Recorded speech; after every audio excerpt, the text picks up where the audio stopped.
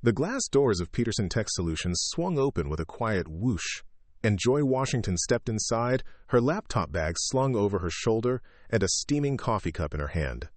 The lobby buzzed with the usual Monday morning energy, employees scanning badge readers, elevators chiming, phones ringing at the reception desk. She paused for a moment, watching the controlled chaos of her company coming to life. Before we jump back in, tell us where you're tuning in from, and if this story touches you, make sure you're subscribed because tomorrow I've saved something extra special for you.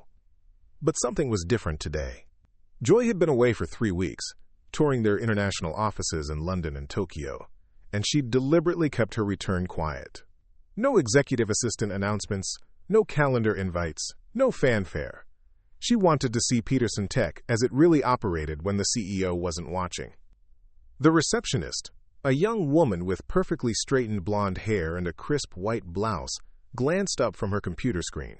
Her eyes swept over Joy, taking in the natural curls pulled back in a simple ponytail, the comfortable jeans paired with a blazer, the worn sneakers that had carried her through 3 airports in the past 18 hours. "Excuse me," the receptionist said, her voice carrying that particular tone of polite authority. "Are you here for a delivery?" Joy raised an eyebrow, setting her coffee down on the marble counter. "I'm sorry?" "The loading dock is around the back." Deliveries aren't supposed to come through the main entrance. The woman's fingers never stopped typing, her attention already drifting back to her screen. A man in a navy suit walked past, briefcase in hand, nodding politely to the receptionist as he headed toward the elevators. She smiled warmly at him, calling out, "Good morning, Mr. Phillips," before turning back to Joy with an expression that had cooled considerably.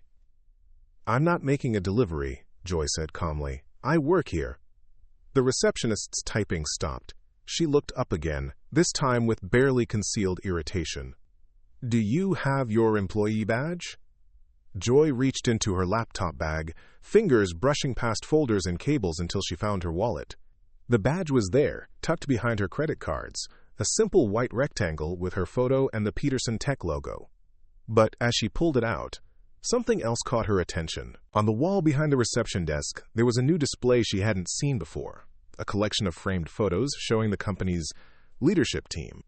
Her own photo was there, center stage, the official headshot taken 2 years ago when she'd been named CEO Joy Washington, Chief Executive Officer. But the receptionist's eyes had already dismissed her, focusing instead on the badge Joy was now holding. "Joy Washington," the receptionist read aloud, squinting at the small text. "I don't see you in our system for today."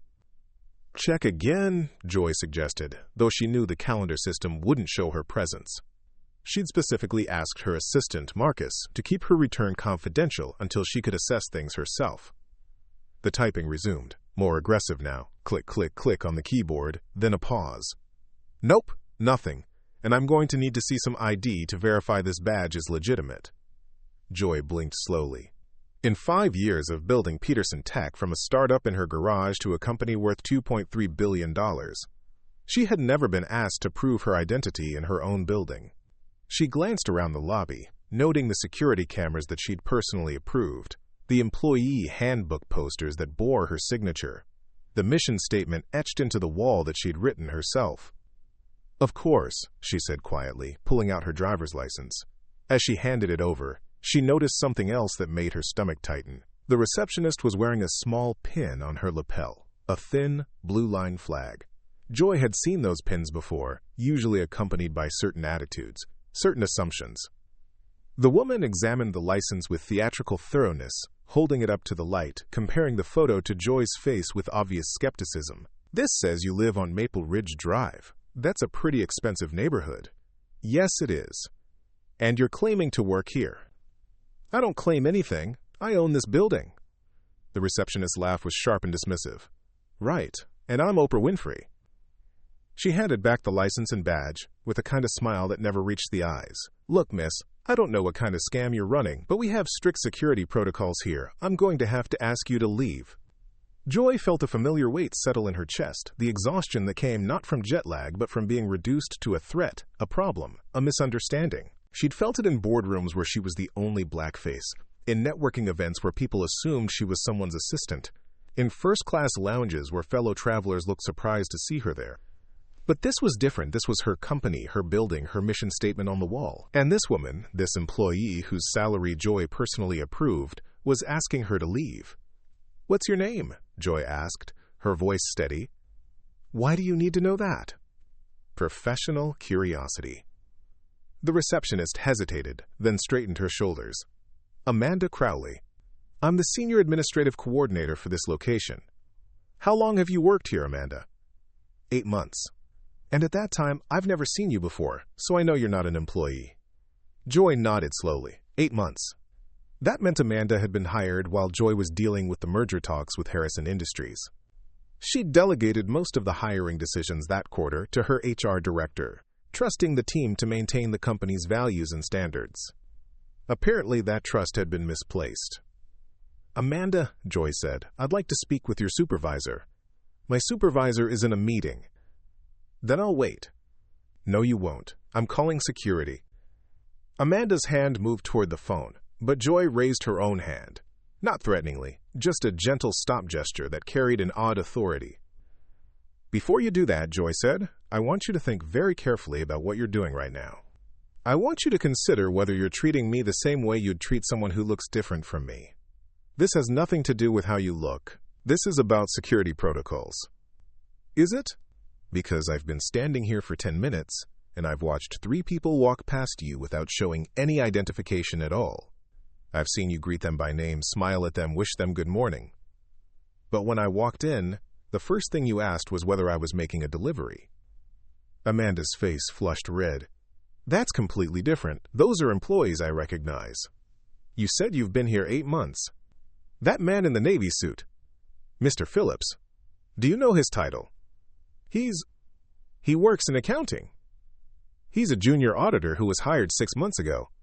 If you recognize him after 6 months, why don't you recognize the CEO after 8 months? The color drained from Amanda's face. "The CEO?" Quote. Joy pulled out her phone, scrolling to a folder marked Peterson Tech Official. She turned the screen toward Amanda, showing the company website's leadership page. There was Joy's photo, larger than life, with her full title and bio clearly displayed. "Joy Washington, Chief Executive Officer and Founder," Joy read aloud. "MIT graduate, former Google Senior Developer, founder and current CEO of Peterson Tech Solutions. Winner of the Forbes 40 Under 40 Award, TechCrunch Innovator of the Year, and the National Diversity in Tech Leadership Award." Amanda stared at the screen, then at Joy, then back at the screen. Her mouth opened and closed without sound. "Now," Joy continued, "I'm going to ask you one more time. Would you like to call your supervisor? Or would you prefer to continue explaining to the CEO of this company why she should leave her own building?" The lobby had grown quieter. Other employees were starting to notice the conversation, some pausing mid-stride to listen. Joy could see them connecting the dots. The woman at the reception desk, the tension in the air, the phone held between 2 people like a weapon. Amanda's hand trembled as she set down the phone. I didn't know." "You didn't know because you never asked. You saw what you expected to see, and you acted on those expectations. That's not a security protocol, Amanda, that's bias." From across the lobby, a man in an expensive suit approached. Joy recognized him immediately. Derek Morrison, the regional operations manager she'd hired 2 years ago. Derek was tall, white, with silver hair, and the kind of confident stride that commanded attention. "Is there a problem here?" Derek asked, his voice carrying the authority of someone accustomed to being obeyed. He looked at Joy with polite curiosity, then at Amanda with mild concern.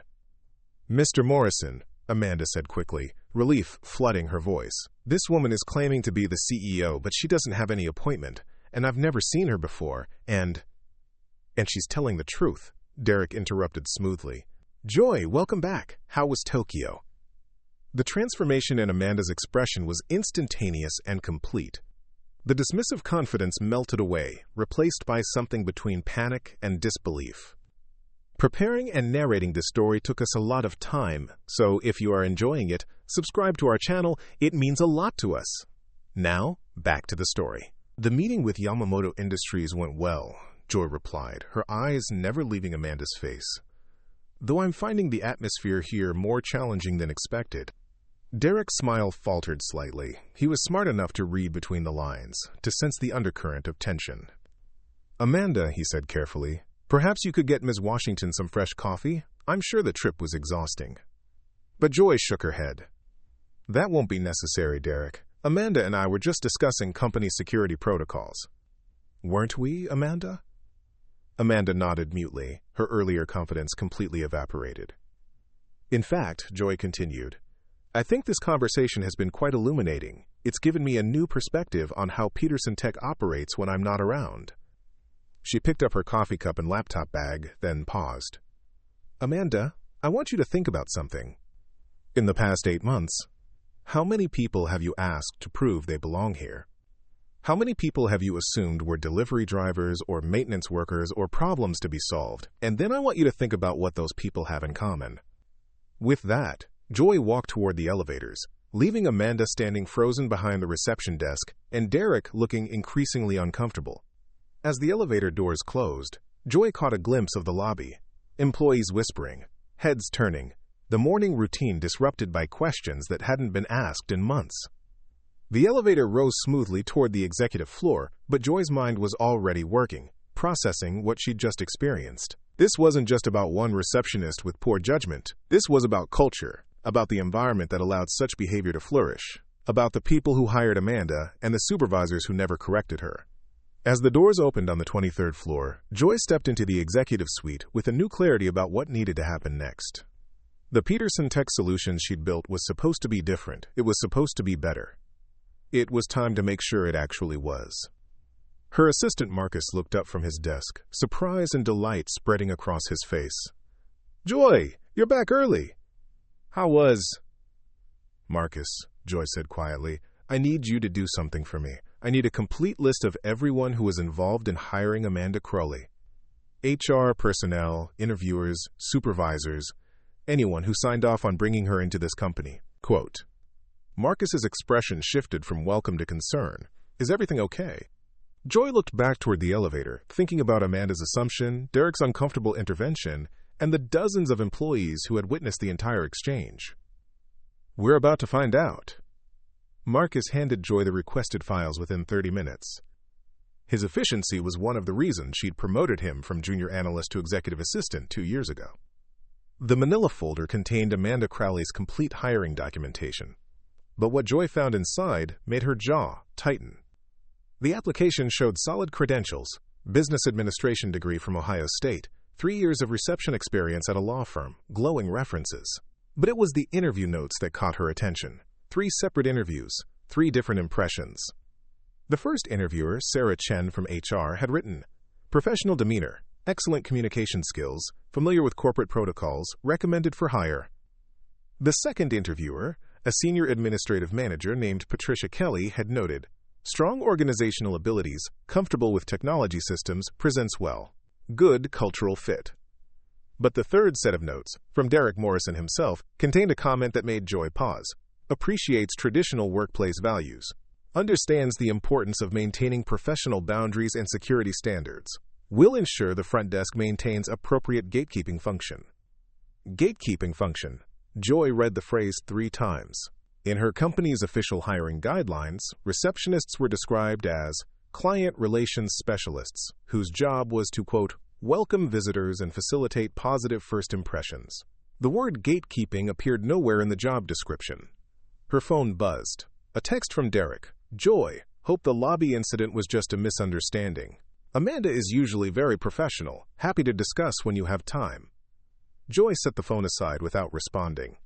She pulled up Peterson Tech's internal communication system and navigated to the employee feedback portal, a platform she'd implemented to allow anonymous reporting of workplace issues. The last time she'd checked it thoroughly was 4 months ago, before her international trip. What she found there made her stomach drop. 3 separate complaints about Amanda, all filed within the past 6 months. The first came from a black delivery driver who reported being, quote, "interrogated and made to wait outside," despite having proper credentials. The second was from Maria Santos, a Latina software engineer who described being questioned about her right to access the building's upper floors despite wearing a clearly visible employee badge. The third complaint was the most detailed. It came from James Butler, an African-American consultant who'd been hired to assess the company's cybersecurity infrastructure. Despite having a signed contract and scheduled appointments, Amanda had repeatedly challenged his presence, demanded additional identification, and once called security to verify his legitimacy. Each complaint had been reviewed by Derek Morrison. Each had been marked resolved, with notes like employee counseled on procedures and, quote, matter addressed through additional training. But the pattern was clear, and the pattern was escalating. Joy's intercom chimed. Ms. Washington? Marcus's voice was careful, professional. Derek Morrison is here to see you. He says it's urgent. Send him in. Derek entered with his trademark confident smile, but Joy could see the tension around his eyes. He was a man accustomed to controlling situations, and the morning's events had clearly unsettled him. Joy, glad you're back. I wanted to clear the air this morning. Amanda is usually one of our most reliable front desk coordinators. I think she was just being extra cautious about security, especially with all the recent corporate espionage stories in the news. Joy gestured to the chair across from her desk. Sit down, Derek. He settled into the leather chair, still maintaining his executive posture. I've already spoken with Amanda about being more welcoming to visitors. It won't happen again. Has it happened before? The question hung in the air. Derek's smile wavered slightly. I'm not sure what you mean. Joy turned her computer screen toward him, displaying the employee feedback portal. 3 formal complaints in 6 months, Derek. All involving Amanda, all following the same pattern. People of color being challenged, questioned, treated as potential threats. Derek's face flushed. Those were isolated incidents. Every complaint was investigated and resolved. Resolved how? Training. Additional guidance on security protocols. Amanda understands the procedures now. The procedures for what, exactly? For determining who belongs in our building based on appearance. For deciding who looks like they can afford to work here? That's not what this is about, Joy. Amanda takes security seriously. Sometimes that means being thorough with people she doesn't recognize. Joy leaned back in her chair. Derek, I've been thinking about something Amanda said this morning. When she saw my driver's license, she commented that Maple Ridge Drive is an expensive neighborhood. As if my address somehow didn't match her expectations. What do you think she meant by that? Derek shifted uncomfortably. I'm sure she was just making conversation. And when she asked if I was making a delivery, before I'd said a single word to her, what security protocol was she following then? Joy, I understand you're upset. I'm not upset, Derek. I'm concerned. Because this isn't about one employee having a bad morning. This is about a culture that allows certain assumptions to flourish unchallenged. She clicked to another screen, showing the hiring timeline. Amanda was hired 8 months ago. In that time, how many diversity training sessions has she attended? The standard onboarding includes bias awareness training. That's not what I asked. How many sessions specifically focused on unconscious bias, cultural competency, or inclusive workplace practices? Derek was quiet for a long moment. The onboarding program covers those topics generally. Generally, Joy nodded. And when the first complaint was filed about Amanda's behavior, what specific action was taken? She was counseled by her direct supervisor and reminded of our company values. Who is her direct supervisor? Patricia Kelly reports to me, but she handles day-to-day oversight of the front desk operations. Joy made a note. And Patricia was one of Amanda's interviewers. The one who wrote that Amanda was a good cultural fit. What do you think she meant by that? Derek's professional composure was beginning to crack. Joy, if you're implying that there's some kind of systematic issue here, I'm not implying anything. I'm stating facts. A pattern of behavior, a pattern of complaints, and a pattern of inadequate responses. She closed the laptop. Derek, when you hired Amanda, what specifically appealed to you about her as a candidate? She had solid experience, good references, professional presentation. And you noted that she, quote, appreciates traditional workplace values. What did you mean by that? Quote, Derek went very still. I meant that she understands professional boundaries. Whose boundaries, Derek? Boundaries between whom? The silence stretched between them. Through the floor-to-ceiling windows, Joy could see the city spreading out below, a diverse, dynamic metropolis that Peterson Tech was supposed to serve and reflect. Let me be very clear about something, Joy said finally. When I founded this company, I made a commitment that it would be a place where talent mattered more than appearance, where innovation mattered more than assumptions, where everyone could walk through our doors and be treated with dignity. What happened this morning was a violation of that commitment. Derek straightened. Joy, I think you're overreacting to what was essentially a miscommunication. Am I? Because from where I sit, it looks like a systematic failure of leadership. A failure to hire inclusively, a failure to train effectively, and a failure to respond appropriately when problems were identified. She stood, moving to the window. Derek, in your 2 years as regional operations manager, how many people of color have been hired for client-facing positions? I don't keep statistics based on race. You should, Joy turned back to face him, because I do. And the numbers tell a story that doesn't align with our company values. Derek's defensive posture was solidifying. Joy, if you're questioning my commitment to diversity, I'm questioning your understanding of it. There's a difference. Her phone buzzed again. This time it was Sarah Chen from HR. Joy, can we talk? There are some issues with the front desk situation that you should know about. Joy looked at Derek, who was watching her with growing apprehension. Derek, I want you to prepare a complete report on all hiring decisions for client-facing positions over the past year. Include interview notes, decision rationales, and follow-up evaluations. I want it on my desk by end of business tomorrow.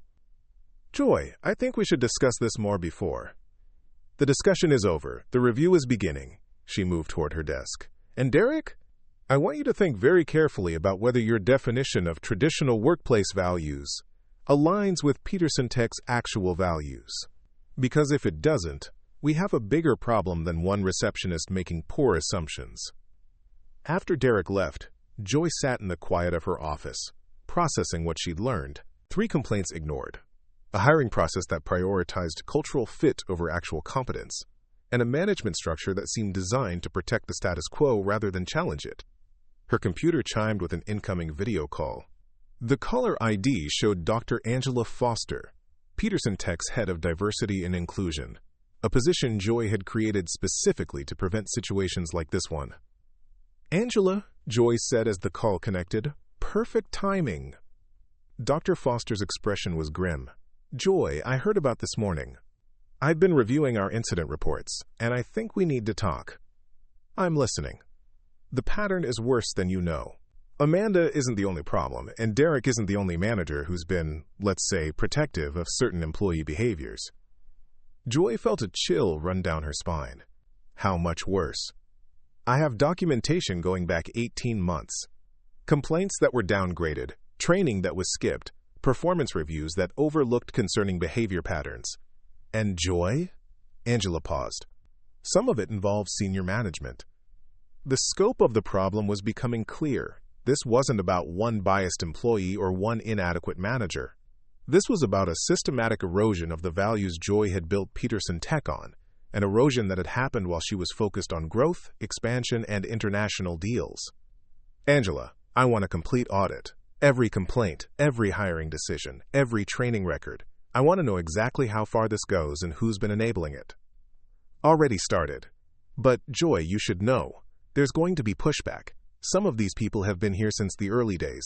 They're going to claim this is about politics, not performance. Joy looked at the framed photo on her desk, herself at the company's foundation, standing in front of a garage with 3 other engineers, all of them believing they could build something better, something different. Let them push back. We're not having a political conversation, we're having a valuable conversation. And if people can't align with our values, then they can't work here. As she ended the call with Angela, Joy realized that the morning's incident with Amanda was just the beginning. It was a symptom of something deeper, something that required more than counseling or additional training. It required surgery, and Joy was about to become the surgeon. Her intercom buzzed again. Ms. Washington? There's a call from Amanda Crowley. She's asking if she can speak with you privately. Joy paused, considering. Then she smiled, not with warmth, but with determination. Transfer the call, Marcus. Let's see what else Amanda has to say. Joy pressed the speaker button on her phone. Amanda's voice filled the office, trembling with a mixture of fear and defiance.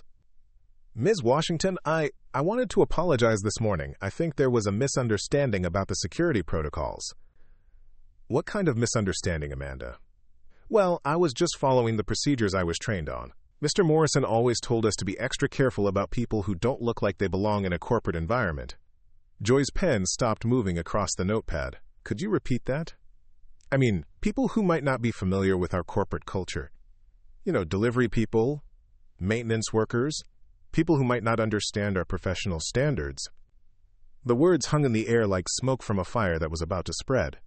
Joy kept her voice level, professional.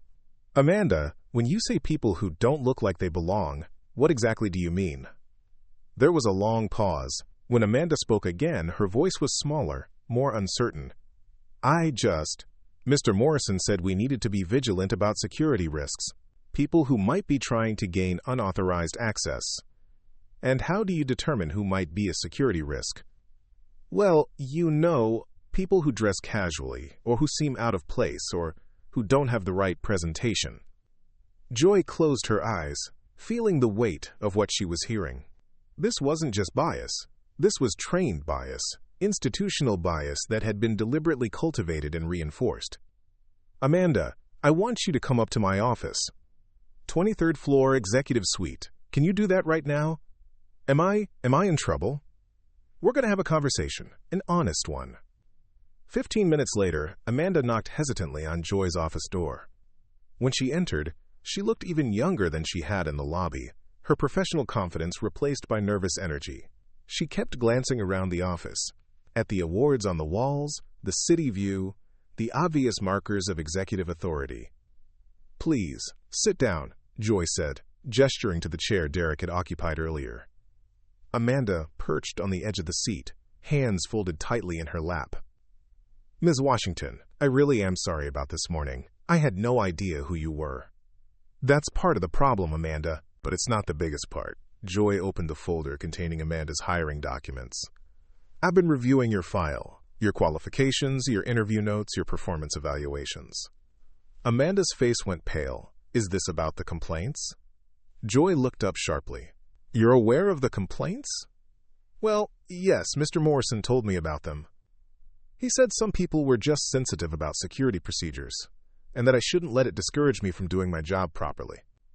He told you the complainants were sensitive? He said some people play the race card when they don't like being asked to follow rules. That it wasn't personal, it was just, political. The room fell silent except for the hum of the air conditioning. Joy set down her pen and looked directly at Amanda. Amanda, what did Derek tell you about me before this morning? About you? Nothing specific. Just that the CEO traveled a lot and might not be around much.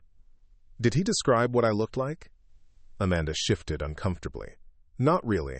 I assumed, based on the company leadership photos on the website. You assumed what? I guess I thought you'd be different. Different? How? Amanda's voice became almost a whisper. More corporate-looking. Joy leaned back in her chair. Amanda, I want to show you something. She turned her computer screen toward the young woman. This is our company's mission statement. Can you read it for me? Amanda cleared her throat. Peterson Tech Solutions exists to democratize innovation through inclusive technology development, ensuring that diverse perspectives drive breakthrough solutions for a global marketplace. And this, Joy clicked to another page, is our value statement. The first core value, can you read that too? Inclusive excellence. We believe the best ideas come from the widest range of voices, and we commit to creating an environment where everyone can contribute their unique perspective. Joy closed the laptop. Amanda, based on what you've told me today, do you think your behavior this morning aligned with those values? Amanda's eyes filled with tears. I was just doing what I was trained to do. By whom? Mr. Morrison and Ms. Kelly. They said the front desk was the first line of defense against people who might not be serious customers or legitimate business contacts. Defense against whom, specifically? People who might waste the executive's time. People who might not be able to afford her services. People who might be looking for handouts or trying to cause trouble. Joy felt a cold anger settling in her chest. This wasn't just individual bias. This was systematic indoctrination. Amanda had been trained to discriminate, taught to see certain people as threats, conditioned to believe that exclusion was protection. Her intercom buzzed. Ms. Washington, Dr. Foster is here with Sarah Chen. They say it's urgent. Send them in." Dr. Angela Foster entered first, followed by Sarah Chen from HR. Both women looked grim, and Angela was carrying a thick folder marked "Confidential." "Joy," Angela said without preamble, "we need to show you something." "Amanda, I'm glad you're here too. You need to hear this." Sarah opened her own folder. "We've been conducting additional interviews since this morning, talking to other front desk staff, security personnel, building maintenance. What we've found is extensive." Angela placed several audio recordings on Joy's desk. "These are from our security training sessions over the past year, the ones Derek Morrison conducted personally." She pressed play on the first recording. Derek's voice filled the room, clear and authoritative. "Remember, your job isn't just to greet people. It's to assess whether they belong here. Look at their clothing, their demeanor, their level of confidence. Someone who's genuinely supposed to be here will act like they belong. Someone who's trying to scam their way in will often seem nervous, overdressed, or out of place." Amanda's face went white. Joy's jaw tightened. Angela played a second recording. "Pay attention to language patterns, too. People from certain backgrounds might try to use intimidation or claims of discrimination to gain access. Don't let political correctness compromise building security. If someone seems like they don't fit our corporate culture, trust your instincts." Sarah spoke quietly. "There are 6 more recordings like this, all featuring Derek giving, quote, security briefings to the front desk and security staff." Joy looked at Amanda, who was crying now. "Amanda, did you recognize those instructions?" Amanda nodded miserably. "That's exactly what Mr. Morrison taught us. He said it was about protecting the company's image and making sure we maintain professional standards." Angela played one more recording, this one more recent. "I know some of you have gotten complaints about being too strict with visitors. Ignore that. Corporate is focused on diversity numbers right now, but our job is to maintain quality. Sometimes that means making tough decisions about who gets access to our executives. Better to err on the side of caution than to let the wrong people into our professional environment." The recording ended. The office was silent except for Amanda's quiet sobbing. Joy stood up and walked to her window, looking out at the city. When she turned back, her voice was steady but cold. "Sarah, I want Derek Morrison's employment file on my desk within the hour. I want Patricia Kelly's file as well. I want documentation of every security training session, every policy memo, every communication that authorized this indoctrination." "Joy," Sarah said carefully, "there's more. We found emails." Angela opened her laptop. "Internal communications between Derek, Patricia, and 3 other managers. They've been coordinating their approach to what they call cultural maintenance." She turned the screen toward Joy. The email chain was dated just 2 months ago. From Derek Morrison to Patricia Kelly, Robert Hansen, Michelle Torres. Subject: Front Desk Protocols. Team: wanted to follow up on our discussion about maintaining professional standards at client entry points. I know we're getting pressure from upstairs about inclusivity, but we need to balance that with protecting our corporate image.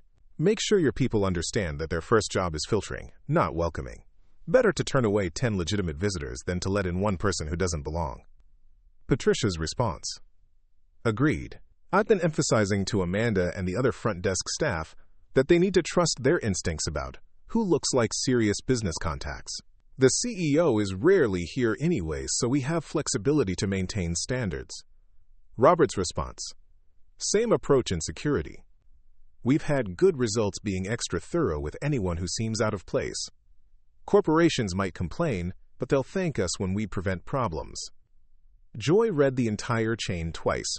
Amanda had stopped crying and was staring at the screen in shock. They knew this was wrong," Amanda whispered. "They knew, and they told us to do it anyway." Joy sat back down, her mind processing the full scope of what she was seeing. This wasn't just bias, it was conspiracy, a deliberate, coordinated effort to undermine her company's values, while she was away building the business internationally. "Amanda," Joy said quietly, "I want to ask you something, and I want you to be completely honest. If you hadn't been trained this way, if someone had instead taught you to welcome everyone with the same respect and courtesy, would you have treated me differently this morning?" Amanda looked up, tears still streaming down her face. "Yes, absolutely yes, I'm not. I never wanted to hurt anyone. I was just trying to do my job the way they told me to. Joy nodded. And that's the difference between individual bias and institutional bias. Individual bias is a personal failing. Institutional bias is a systematic failure of leadership. She turned to Angela and Sarah. I want every person mentioned in these emails placed on immediate administrative leave pending investigation. I want every training material they created collected and reviewed. And I want a complete audit of hiring, training, and management practices for the past 2 years.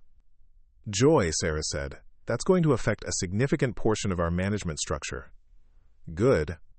Because a significant portion of our management structure has been working directly against our company's values. Joy stood again, this time with purpose. Amanda, you have a choice to make. You can be part of fixing this problem, or you can continue to be part of the problem. But you can't claim ignorance anymore. Amanda wiped her eyes. What do you mean? I mean, you can help us understand exactly how deep this goes, how many people were trained this way, how long it's been happening.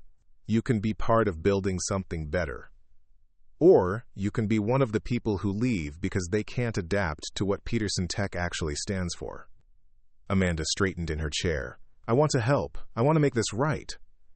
Joy smiled for the first time that day. Then that's where we start, with truth, with accountability, and with the understanding that change isn't just possible, it's mandatory. As Angela and Sarah gathered their files, Joy's phone buzzed with a text message from Marcus. Derek Morrison is asking for an urgent meeting. Says he has information about the situation that you need to know. Joy showed the message to Angela, who raised an eyebrow. Damage control? Probably. But let's hear what he has to say. Amanda, I want you to stay.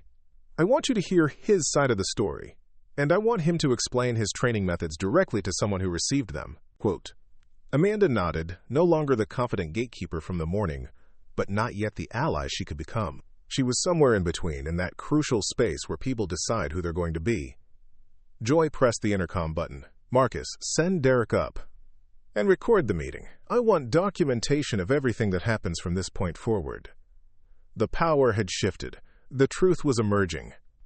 And the reckoning Joy had started that morning was about to accelerate beyond anything Derek Morrison could have imagined.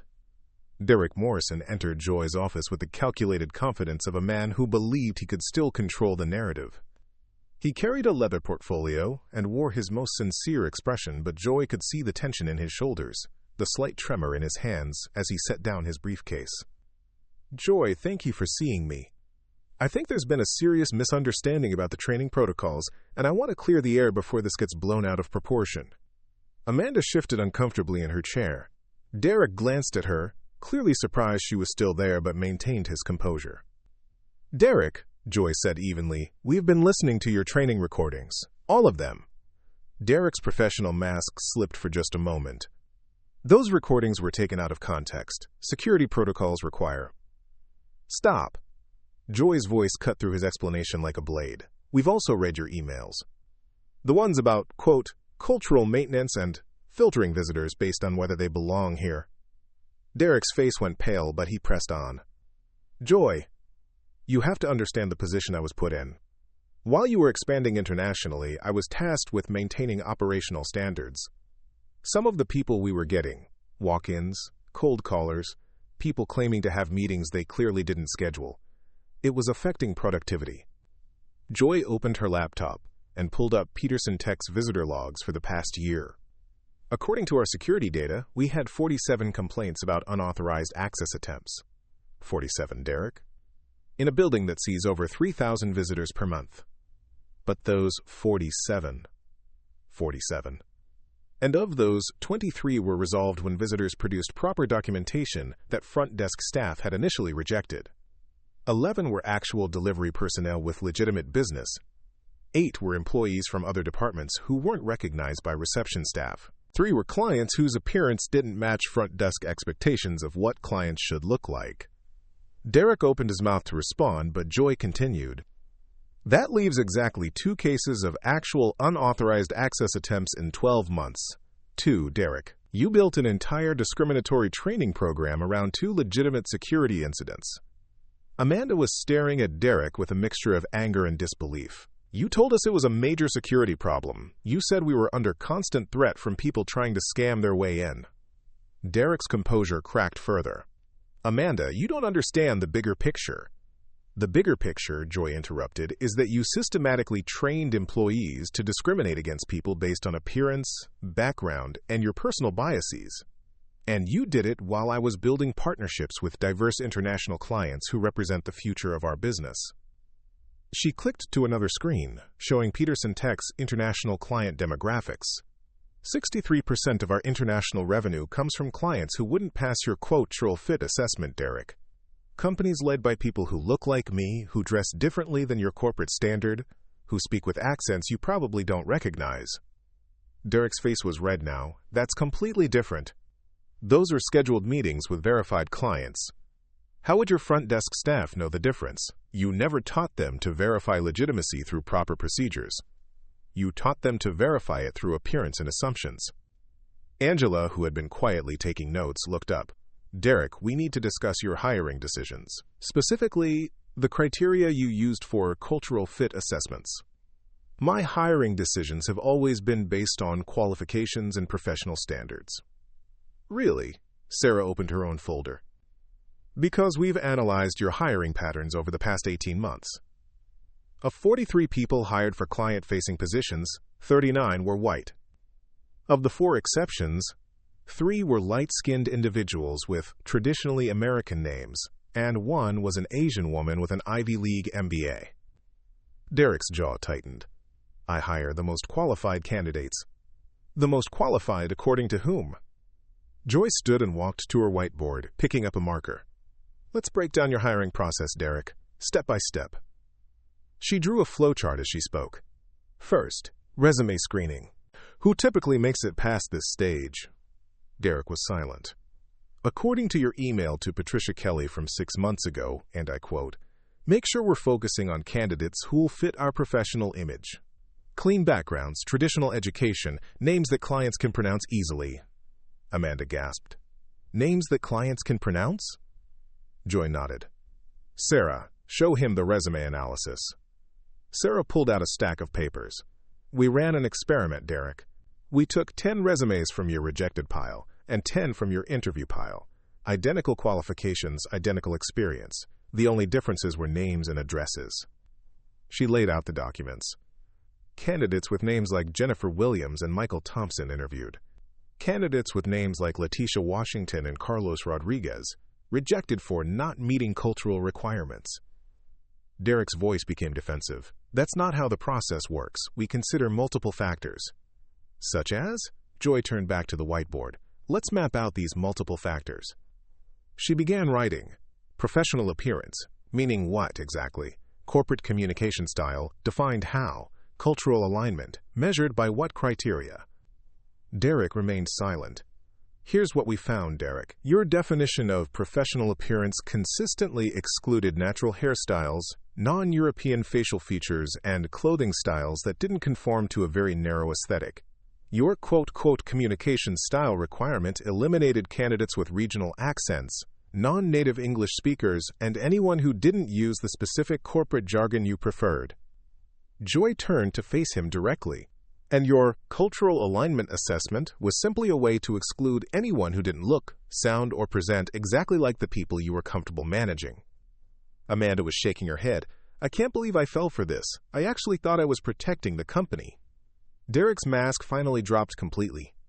Look, Joy, you can dress this up with all the analysis you want, but the truth is that clients have expectations. They expect a certain level of professionalism, a certain image. I was protecting our brand. Whose brand, Derek?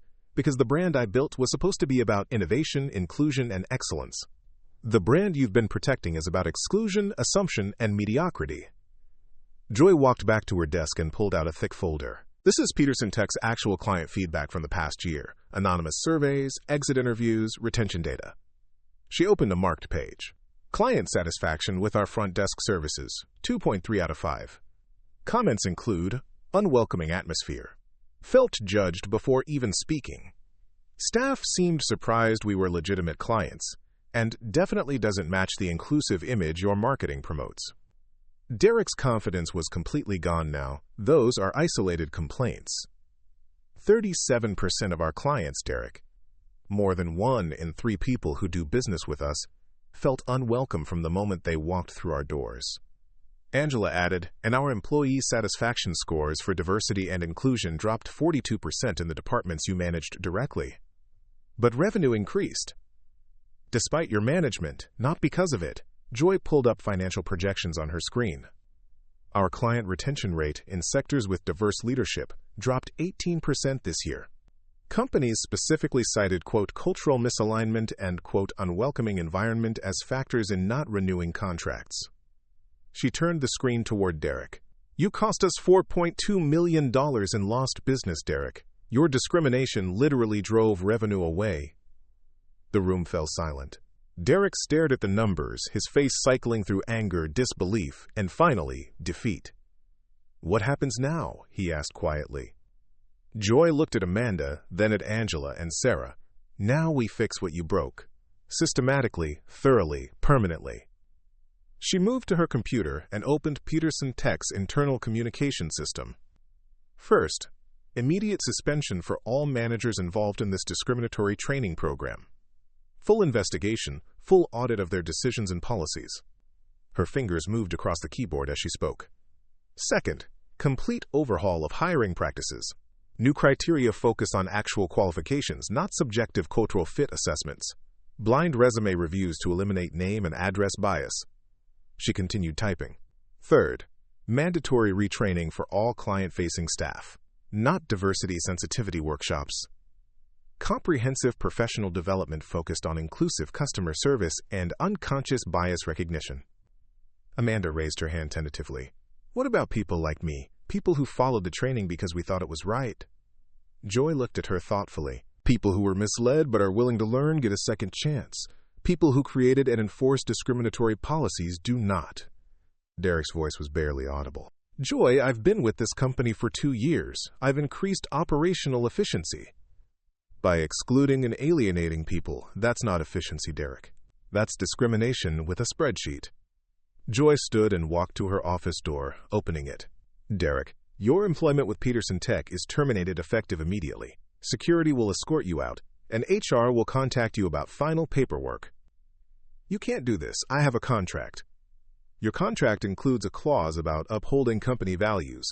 You violated that clause systematically and deliberately. Joy's voice was calm, but final. Angela will provide you with documentation of every policy violation, every discriminatory action, and every instance where you chose exclusion over inclusion. Derek gathered his briefcase with shaking hands. As he reached the door, he turned back. This is a mistake, Joy.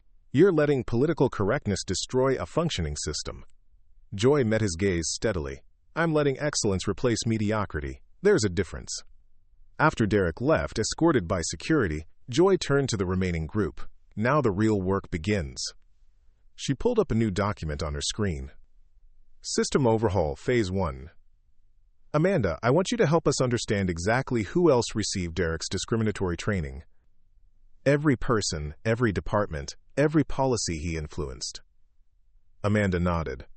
I can do that. There were group sessions, individual coaching, email guidelines. He was very thorough. Good. Sarah, I want you to coordinate with legal documentation. Every discriminatory action needs to be cataloged, every affected employee identified, every policy revised. Already started, Sarah replied. Legal wants to meet with you this afternoon about potential lawsuits from affected clients and job candidates. Angela looked up from her notes. Joy, what about the employees who were trained this way but want to change? We're talking about potentially dozens of people who genuinely believed they were following proper procedures. Joy sat back down, considering. Re-education, complete, comprehensive re-education. But not just workshops or seminars. Mentorship programs, diverse team assignments, direct accountability measures. She turned to Amanda. You're going to be our test case, Amanda. You're going to learn what inclusive customer service actually looks like, and then you're going to help train others. Amanda's eyes widened. You're not firing me? I'm giving you a chance to be part of the solution, but Amanda, Joy's voice became serious. This isn't a free pass. You'll be on probation, with clear performance metrics around inclusive behavior.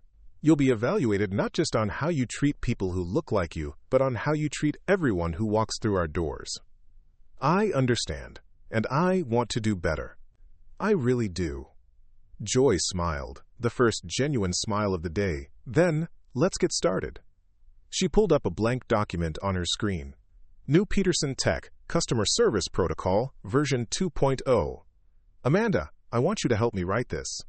Based on what you wish you had been taught instead of what Derek actually taught you. As Amanda began describing what respectful, inclusive customer service would look like, Joy realized that the morning's confrontation had become something unexpected, an opportunity to rebuild not just policies, but people. The systematic discrimination Derek had built would be replaced by systematic inclusion. The culture of exclusion would become a culture of excellence.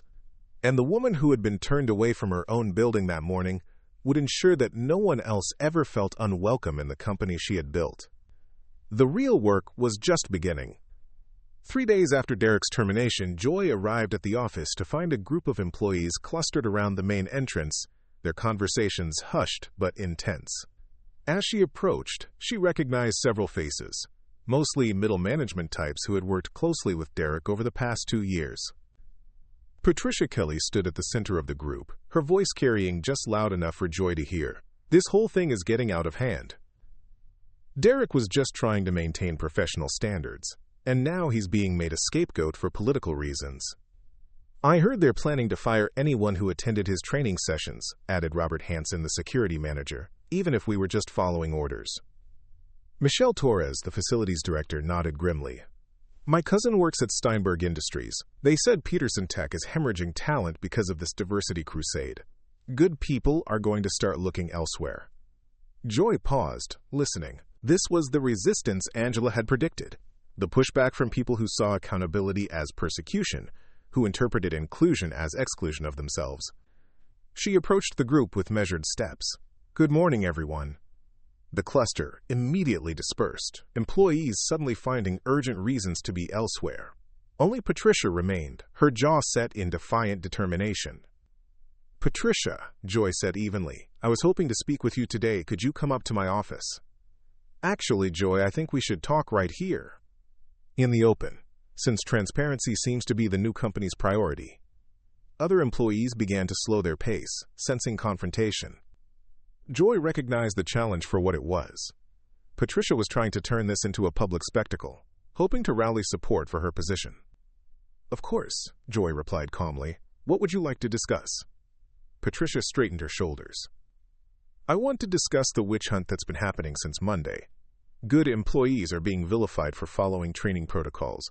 Derek Morrison was one of the most effective managers this company has seen, and he's been thrown under the bus to satisfy some quota system. Murmurs rippled through the gathering crowd. Joy could see phones discreetly appearing, ready to record whatever happened next. Patricia, you were part of Derek's hiring committee for front desk staff. You interviewed Amanda Crowley personally. In your notes, you wrote that she was a good cultural fit. What did you mean by that? I meant she understood professional workplace standards. Which standards specifically? Joy's voice remained level, but she stepped closer. The standard that says employees should assume black customers are delivery drivers? The standard that teaches staff to question the legitimacy of anyone who doesn't match a predetermined image? Patricia's face flushed. That's not what the training was about. Then explain what it was about. Here, in front of everyone, since you wanted transparency. The crowd had grown larger now. Joy could see Amanda among them, watching nervously, along with several other front desk staff and security personnel. Patricia's voice rose. It was about protecting this company's reputation. About ensuring that our client-facing staff could identify legitimate business contacts versus people who might waste executive time or create problems. And how exactly do you identify those things, Patricia? Quote, through professional presentation, communication skills, appropriate dress. Appropriate according to whom? Because our biggest client last quarter was Dr. Kenji Nakamura from Tokyo, who came to our office wearing traditional Japanese business attire that probably looked inappropriate to staff trained by Derek. Our second largest contract came from Aisha Okonkwo's tech cooperative in Lagos, and she typically wears colorful West African professional wear. Joy pulled out her phone, scrolling to photos from recent client meetings. Here's Dr. Nakamura in our conference room, signing a $15 million partnership agreement. Here's Aisha presenting her blockchain innovation to our board of directors.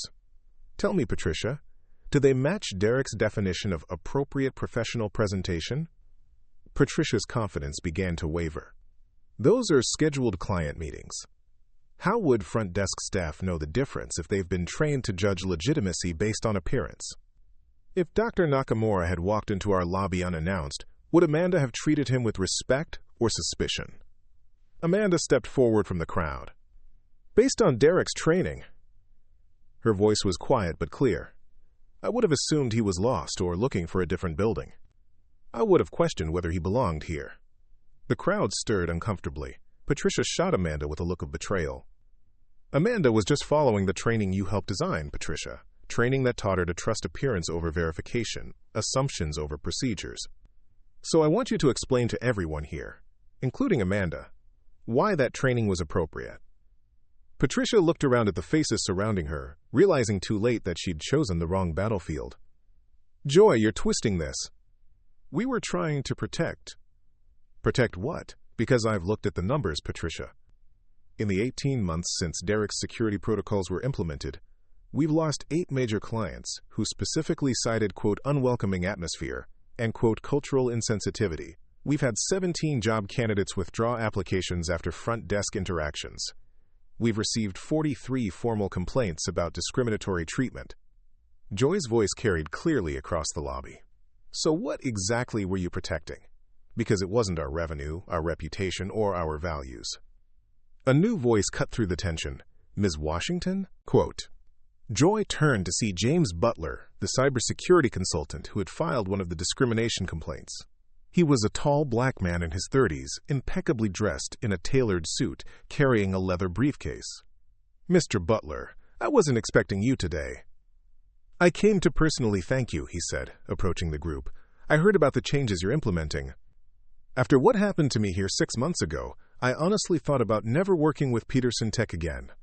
Patricia shifted uncomfortably as James continued. I had a signed contract, scheduled appointments, proper documentation, but your front desk staff, trained by Mr. Morrison, treated me like a potential threat for 3 consecutive visits. They questioned my credentials, demanded additional identification, and once actually called security to verify my legitimacy. He looked directly at Patricia. When I complained, I was told that staff were just being thorough and that I should understand the need for security measures, as if wanting basic respect was unreasonable. James turned back to Joy. But yesterday, I received a personal call from Dr. Foster. She apologized on behalf of the company, explained the systematic changes being implemented, and offered me an expanded consulting role. That's the Peterson Tech I heard about when people recommended your company, the one that values excellence regardless of what package it comes in. The lobby was silent now, except for the ambient sounds of the building systems. Patricia looked around, realizing she was increasingly isolated. Joy seized the moment. James, would you mind sharing with everyone what professional customer service should look like? James nodded. Simple. Greet everyone with the same courtesy. Ask how you can help before making assumptions. Verify information through proper channels, not through appearance. Trust that people know why they're there until proven otherwise.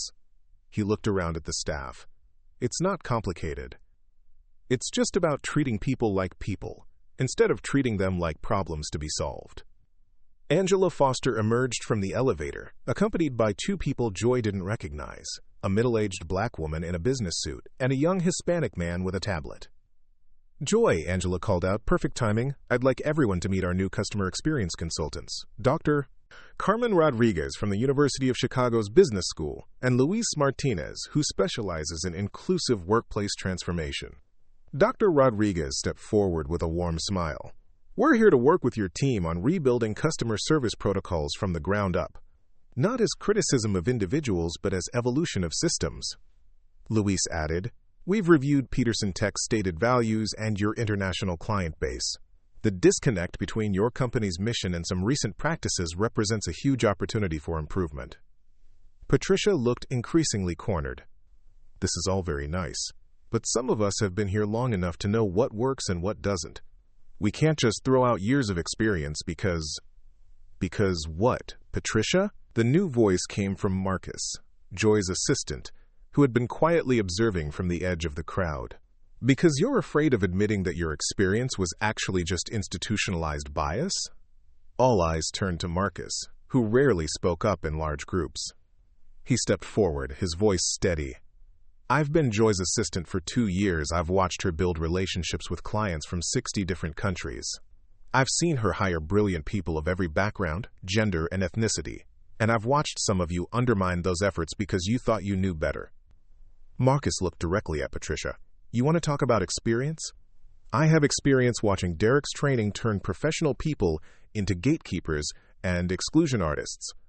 I have experience seeing talented candidates dismissed because their names were too foreign or their appearance was unprofessional. He gestured toward Amanda. Amanda is learning to do better because she wants to do better. Some of you are resisting change because you're comfortable with a system that centered your comfort over everyone else's dignity. The energy in the room shifted. Several employees who had been quietly listening began nodding in agreement. Joy could see the dynamics changing, resistance giving way to reflection, defensiveness yielding to possibility. Dr. Rodriguez spoke into the silence. Change is always uncomfortable for people who benefited from the previous system. But growth requires discomfort. The question isn't whether change is hard. It's whether the result is worth the effort. Joy looked around at the faces in the lobby. Some resistant, some curious, some hopeful. I want to be very clear about something. This isn't about punishing people for past behavior. It's about choosing what we're going to be moving forward with. She walked toward the center of the group. Patricia, Robert, Michelle, you all have valuable experience and skills, but those skills need to be applied in service of our actual values, not in resistance to them. Patricia's voice was smaller now, less defiant. What if we genuinely believed we were doing the right thing? Then you learn to do better, the same way Amanda is learning, the same way everyone here is learning. But Patricia, Joy's voice became firm. Learning requires acknowledging that change is necessary. If you can't do that, then you can't be part of what we're building. Dr. Rodriguez stepped forward again. We're going to be conducting workshops over the next 2 weeks. Not mandatory diversity training that people sit through and forget. Interactive sessions where you'll practice inclusive customer service, work through real scenarios, and develop new habits. Luis added, and we'll be pairing people up across departments and backgrounds, learning from each other, not just from consultants. Amanda raised her hand. Will I be able to help with the training? I know what it feels like to be taught the wrong way. Maybe I can help others avoid the same mistakes. Joy smiled. Amanda, that's exactly what we need. People who understand both the problem and the solution. Patricia looked around at the group, then at Joy. Her defiance had been replaced by uncertainty. If I participate in this training, really participate, does that mean I keep my job? It means you get the chance to keep your job. Your performance will be evaluated based on how well you implement what you learn, how effectively you support inclusive practices, and how you treat everyone who walks through these doors. Joy looked around at the entire group. That goes for everyone. This isn't a one-time training event. This is a fundamental shift in how Peterson Tech operates. Some of you will thrive in this environment. Some will struggle, and some may decide this isn't the right company for you anymore. She paused, letting the weight of that statement settle. But for those who choose to stay and grow, you'll be part of building something remarkable. A company that actually lives its values, that attracts the best talent regardless of background, that serves clients with genuine respect and excellence. Quote, Marcus stepped forward. I'd like to volunteer to help coordinate the training sessions, and I'd like to suggest that we start by having every manager spend a day working front desk rotation, interacting with real customers under the new protocols. Joy's eyes lit up. Marcus, that's brilliant. Patricia, how do you feel about spending a day at the front desk, implementing the customer service standards that Dr. Rodriguez and Luis will be teaching? Patricia swallowed hard, then nodded. If that's what it takes. It's what it takes, Joy confirmed, for all of us. As the crowd began to disperse, Joy noticed something different in the atmosphere. The resistance was still there, but it was tempered now by possibility. People were talking. Some arguing, some questioning, but talking nonetheless. The old system was breaking down. The new one was beginning to emerge. And Joy realized that the woman who had been turned away from her own building 3 days ago was now watching her company transform in ways she had never imagined possible. The hardest work was just beginning, but for the first time since Monday morning, Joy felt genuinely hopeful about what Peterson Tech could become. 6 months later, Joy stood in the same lobby where her transformation had begun, but everything around her had changed. The space itself looked different. Warmer, more welcoming, with updated signage in multiple languages and comfortable seating areas that encouraged conversation rather than quick processing. But more than the physical changes, the energy was different. She watched as Amanda, now the Director of Inclusive Customer Experience, greeted a delegation of visitors from 3 Fortune 500 companies who had come to study Peterson Tech's transformation model. "Welcome to Peterson Tech," Amanda said with genuine warmth to the group, which included 2 Black executives, an elderly Asian woman, and a young Latino man in a wheelchair. "I'm Amanda Crowley. And 6 months ago, I would have treated some of you very differently than I'm treating you today." The delegation looked surprised by her directness, but Amanda continued with the confidence of someone who had found her purpose. "That's not something I'm proud of, but it's something I'm committed to changing, not just in myself, but in the business world generally. Today I'm going to show you exactly how bias gets embedded in corporate culture, and more importantly, how it gets eliminated." Quote. Joy smiled, remembering the trembling young woman who had called her office that first day. Amanda had become one of the most requested speakers in the industry, her story of transformation resonating with companies across the country. The morning's TechCrunch article had officially gone viral, with over 50,000 shares and counting. The headline read, "How One CEO's Return from Travel Exposed Systematic Bias and Sparked Industry-Wide Revolution." Joy's phone hadn't stopped buzzing with interview requests, speaking invitations, and partnership proposals. Dr. Rodriguez approached Joy with a tablet showing the latest metrics. 6-month review numbers are in, client satisfaction is up 47%.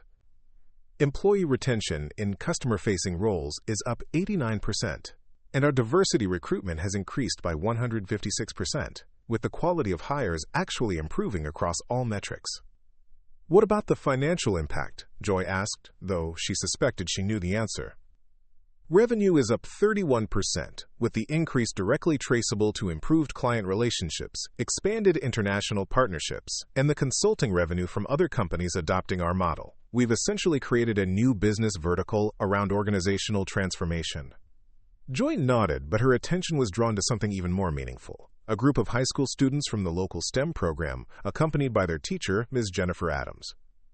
They were part of Peterson Tech's new mentorship initiative, designed to show young people what inclusive workplaces actually looked like.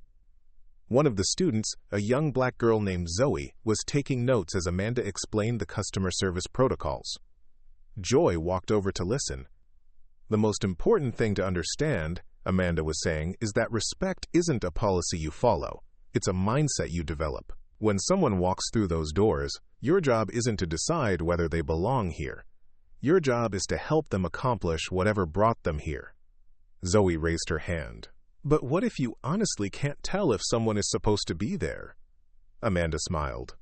"Great question. The answer is simple. You ask, 'How can I help you today?' That's it.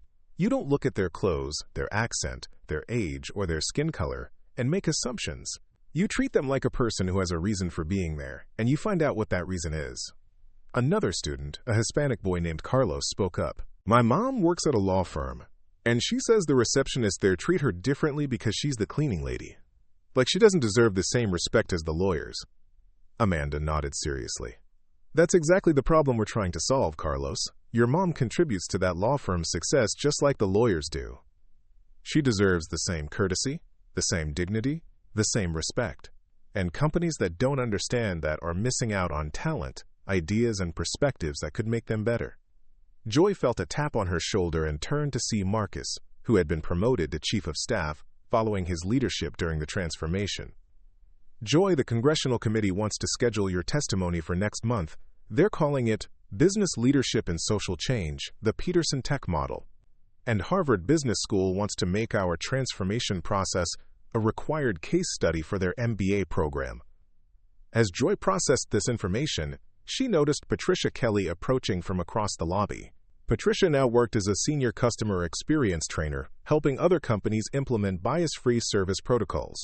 Her transformation had been one of the most remarkable aspects of the entire process. "Joy, I wanted to show you something." Patricia handed her a tablet displaying an email. "This is from Jennifer Morrison, Derek's daughter. She's a sophomore at Northwestern, studying business ethics." Joy read the email aloud. "Miss Kelly, I wanted to thank you for the presentation you gave at our university last month. Learning about what happened at Peterson Tech, including my father's role in it, was difficult but necessary. Your honesty about your own transformation gave me hope that people can change. I'm writing my senior thesis on systematic bias elimination in corporate environments, using Peterson Tech as the primary case study. I want to be part of building better companies, not maintaining broken systems." Patricia's voice was emotional. She also wrote that Derek has been in counseling and is working with bias elimination consultants. He's even trying to become part of the solution. Joy felt a complex mix of emotions. Even Derek Morrison, the architect of the discriminatory system, was capable of growth and change. Angela appeared with her laptop open to social media analytics. "Joy, #Peterson Tech Model is trending nationally. Business leaders across the country are sharing their own stories about bias in their companies and asking for guidance on how to address it." She showed Joy some of the posts. Sarah Williams, CEO of Williams Digital, inspired by @Peterson Tech to audit our hiring practices. Found unconscious bias patterns we never recognized. Starting systematic review Monday. Dr. Robert Johnson, hospital administrator. Healthcare needs the Peterson Tech approach.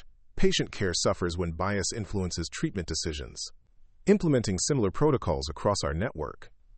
Maria Santos, software engineer. The Peterson Tech story gave me courage to report discriminatory treatment at my current company. 6 months later, I'm now their new Director of Inclusive Engineering. Change is possible. Joy's phone buzzed with an incoming call from an international number. She recognized the caller ID, Dr. Kenji Nakamura from Tokyo. "Joy-san," his familiar voice filled the room through the speaker. "I have been reading about Peterson Tech's transformation in the international business press. Your commitment to dignity and excellence confirms why we chose your company as our primary technology partner." "Thank you, Kenji. How are things progressing with our joint ventures?" "Better than expected. But I am calling because 3 major Japanese corporations have asked me to recommend American companies with similar inclusive values. I am proud to recommend Peterson Tech. Your transformation has opened doors across continents." As the call ended, another immediately came in from Aisha Okonkwo in Lagos. "Sister Joy," Aisha's warm voice carried across the ocean, "the tech community in West Africa is celebrating your courage. We have been sharing your story as an example of what inclusive business leadership looks like. 4 American companies are now partnering with African tech cooperatives, saying they want to follow the Peterson Tech model." Joy realized that the changes they'd implemented had created ripple effects extending far beyond their industry or even their country. Companies worldwide were using Peterson Tech's transformation as a blueprint for addressing their own bias challenges. Marcus approached with a folder marked Congressional Testimony Prep. "Joy, I've been reviewing the questions the committee plans to ask.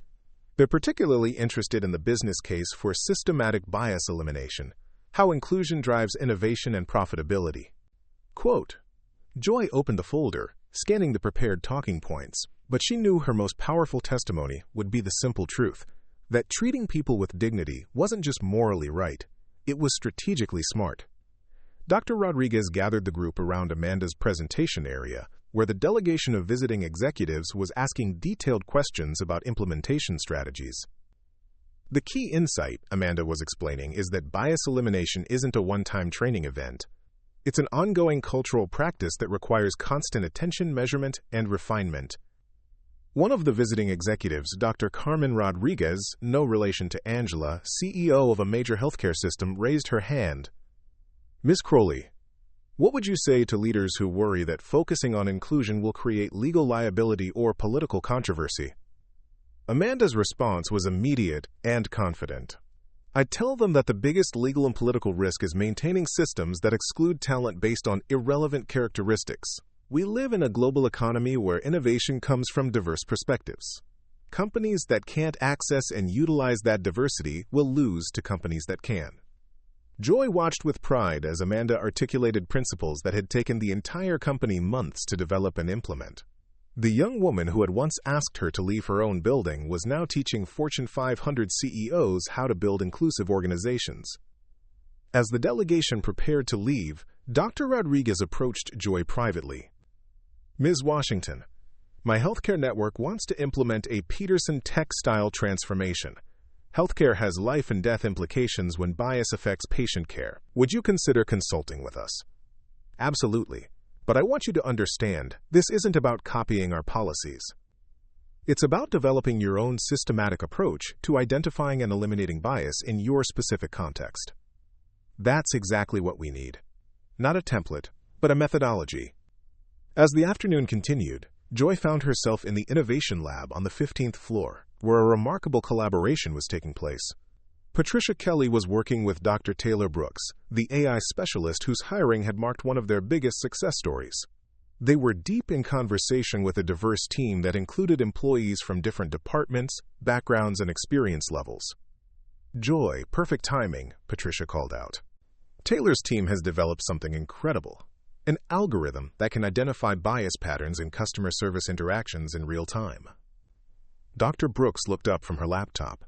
"We're calling it the Dignity Detection System. It analyzes speech patterns, response times, language choices, and interaction outcomes to flag potential bias incidents immediately."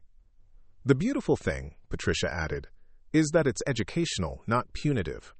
When the system detects a potential bias pattern, it provides instant feedback and alternative approaches. People can learn and improve in the moment."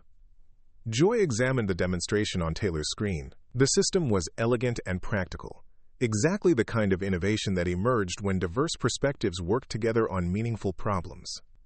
"How many companies have expressed interest in licensing this technology?" 63 so far, Taylor replied. "Healthcare systems, banks, retail chains, government agencies. Everyone wants tools that can help them identify and address bias systematically rather than reactively." As evening approached, Joy returned to her office to prepare for the next day's media interviews. The wall behind her desk now displayed a collection of awards and recognitions. Forbes Inclusive Leadership Award, Harvard Business School Innovation in Organizational Change Prize, and a letter of commendation from the Department of Labor. But the item she treasured most was a handwritten note from Zoe, the high school student who had visited that morning. "Ms. Washington, thank you for showing us what an inclusive workplace looks like. I know what kind of company I want to work for now, and what kind of leader I want to become." Marcus knocked and entered with a final update for the day. "Joy, I have the latest statistics from our Transformation Consulting Division. 47 companies have implemented Peterson Tech-based bias elimination programs. Early results show an average 34% increase in employee satisfaction and 28% improvement in customer retention. More importantly," he continued, "we're seeing second-generation effects. Companies that went through our transformation process are now helping other companies in their supply chains and partner networks implement similar changes." Joy leaned back in her chair, processing the magnitude of what had emerged from one morning's encounter with discrimination. "Marcus, have you ever thought about that Monday morning 6 months ago? About how different things could have been if Amanda had just asked how she could help instead of assuming I didn't belong?" Marcus smiled. "All the time. But you know what I think about more? How many other people are walking into buildings right now being treated with dignity because of what happened here that morning?" As if summoned by their conversation, Joy's computer chimed with an email notification. The sender was Derek Morrison. "Joy, I've been following the coverage of Peterson Tech's transformation, and I want to acknowledge something important. You were absolutely right, and I was completely wrong. Not just about policies or procedures, but about fundamental questions of human dignity and business excellence. I've spent the past 6 months in counseling and education, trying to understand how I became someone who could systematically train people to discriminate. I'm now working with bias elimination consultants, hoping someday to contribute to solutions rather than problems. I know I can't undo the harm I caused, But I want you to know that your response to that harm has inspired changes far beyond Peterson Tech. My own transformation is part of the ripple effect you created. Thank you for choosing reconstruction over revenge. Derek. Joy shared the email with Marcus, both of them reading it in thoughtful silence.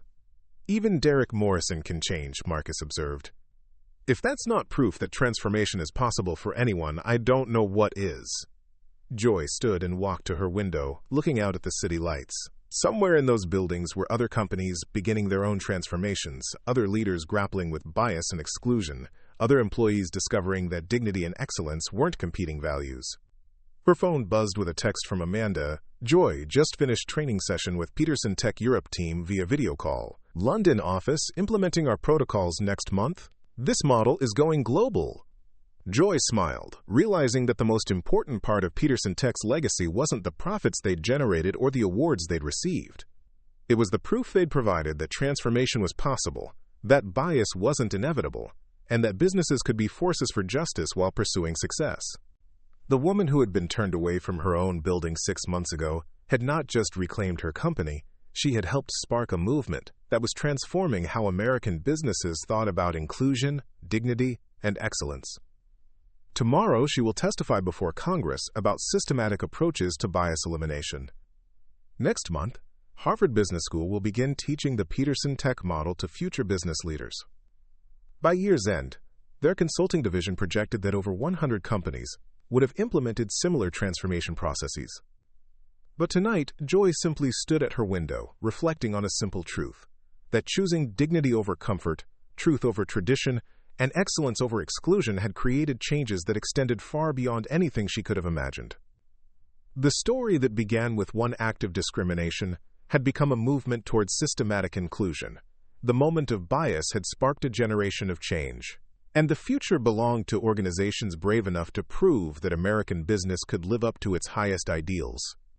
Peterson Tech's transformation was complete, but the larger transformation it had inspired was just beginning. And in offices, schools, hospitals, and government buildings across the country, other leaders were discovering what Joy had learned that Monday morning. That real change starts with the courage to see clearly, act decisively, and build something better than what came before. The revolution would be systematic, sustainable, and unstoppable. And it had started with a simple question that should guide every interaction in every workplace. How can I help you today? Up next, you've got 2 more standout stories right on your screen. If this one hits the mark, you won't want to pass these up. Just click and check them out. And don't forget to subscribe and turn on the notification bell so you don't miss any upload from us.